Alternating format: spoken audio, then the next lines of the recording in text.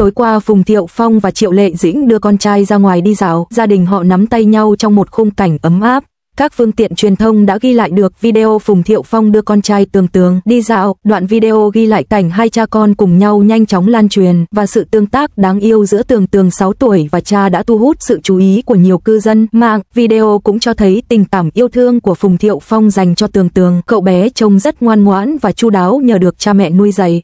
Đặc biệt trong video, Phùng Thiệu Phong mặc bộ đồ thể thao màu đen và đội mũ bóng chày, nắm tay con trai. Tường Tường cũng ăn mặc giản dị trong bộ đồ thể thao thoải mái, áo khoác cài hở khóa, ngoan ngoãn bước ra khỏi gara, tay trong tay với cha.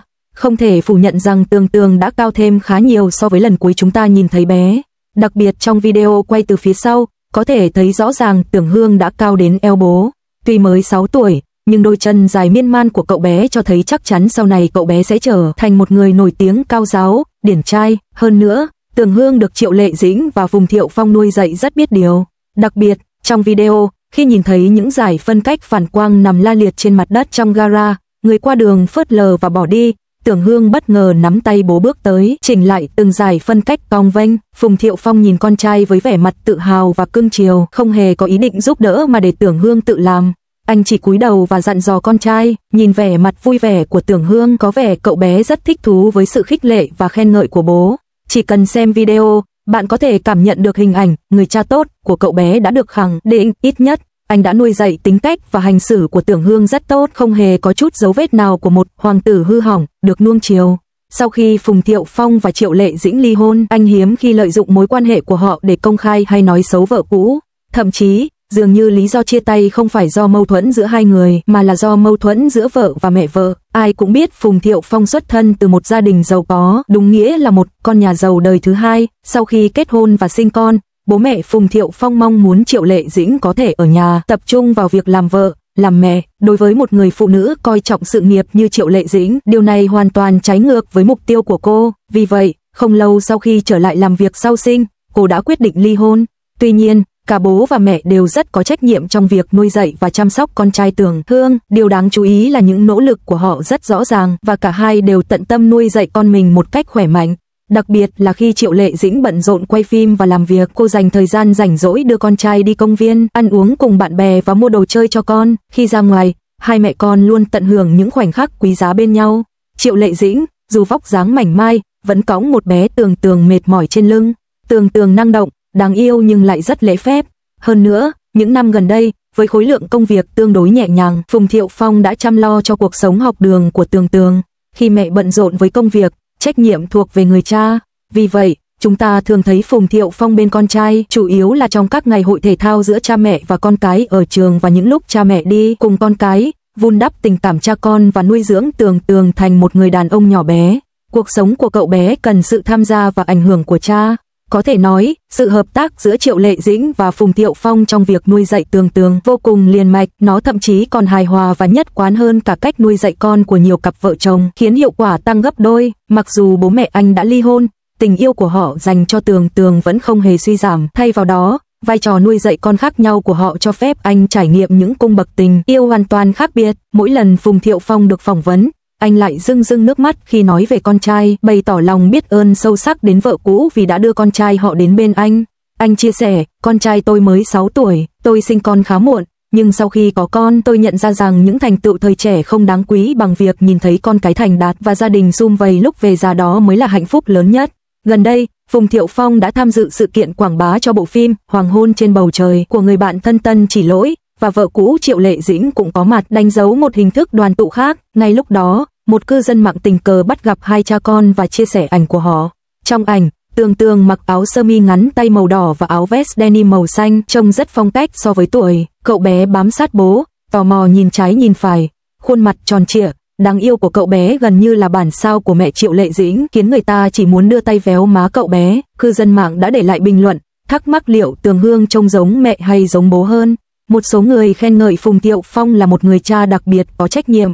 Một cư dân mạng từng gặp cậu bé đã bình luận, Tường Hương trông giống cả bố lẫn mẹ, con bé là sự kết hợp hoàn hảo của cả hai. Bình luận này càng khiến cư dân mạng háo hức muốn xem Tường Hương sẽ trông như thế nào trong tương lai. Thực ra, đây không phải lần đầu tiên Phùng Thiệu Phong đưa con trai ra ngoài. Anh thường xuyên đi cùng Tường Hương, dù là đến các cuộc thi đấu thể thao hay chỉ đơn giản là đi dạo, và chúng ta luôn thấy anh chăm chút cho con trai mình. Mới tháng 5 vừa qua, truyền thông đã ghi lại những hình ảnh ấm lòng khi Phùng Thiệu Phong đưa Tường Hương đến một cuộc thi đấu thể thao. Tại cuộc thi đấu thể thao, Tường Hương bám theo bố như cái bóng, tò mò chơi đùa với đủ loại đồ chơi. Phùng Thiệu Phong kiên nhẫn chơi cùng con trai, tìm hiểu cách chơi cùng nhau. Ngay cả khi Tường Hương mất hứng thú, Phùng Thiệu Phong vẫn tiếp tục cẩn thận điều khiển đồ chơi, cố gắng tìm ra những cách thú vị hơn để thu hút con trai. Thực ra, trước đó, Phùng Thiệu Phong đã từng bị bắt gặp đưa con trai ra ngoài nhiều lần. Có lúc anh đưa con đến trường mẫu giáo và đón con về, có lúc anh đưa con đi mua sắm hoặc ăn uống ở trung tâm thương mại, có lúc anh đưa con đến công viên chơi hoặc đi dạo. Mỗi lần như vậy, Phùng Thiệu Phong đều được đánh giá là rất chu đáo và kiên nhẫn với con trai, và dường như anh rất có năng khiếu chăm sóc con. Ví dụ, khi mặc quần áo cho con trai, anh sẽ chọn những bộ trang phục thoải mái nhưng vẫn hợp thời trang. Khi cho con ăn, anh sẽ chọn những món ăn bổ dưỡng và ngon miệng. Khi kể chuyện cho con, anh sẽ chọn những nội dung thú vị và mang tính giáo dục. Có thể nói, Phùng Thiệu Phong là một người cha rất có trách nhiệm và yêu thương con. Tiếp theo, chúng ta nên nói về Triệu Lệ Dĩnh. Triệu Lệ Dĩnh là một nữ diễn viên rất chăm chỉ, cô vươn lên từ vai phụ thành nữ chính và kỹ năng diễn xuất cũng như sự nổi tiếng của cô đã được công nhận rộng rãi.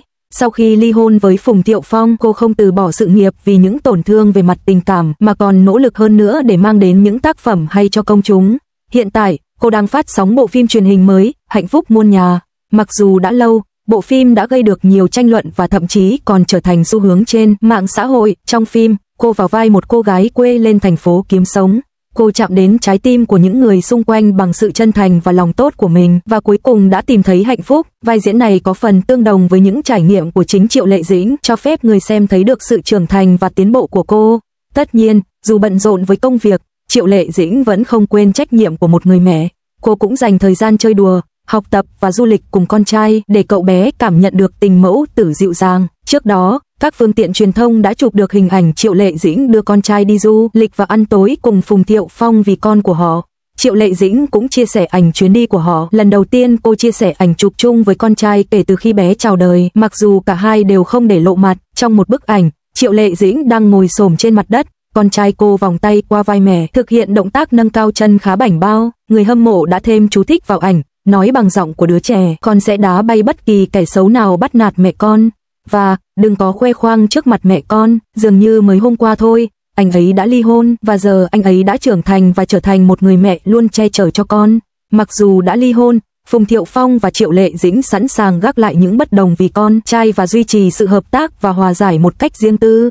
Họ sẽ không để những vấn đề cá nhân ảnh hưởng đến sự phát triển và hạnh phúc của con. Họ sẽ không bỏ bê nhu cầu và tình bạn của con vì sự nghiệp bận rộn. Họ sẽ tôn trọng lựa chọn và sắp xếp của nhau, cũng như mong muốn và cảm xúc của con. Họ sẽ cố gắng hết sức để tạo nên một bầu không khí gia đình ấm áp và hòa thuận cho con biết rằng con có hai người cha yêu thương con hết mực.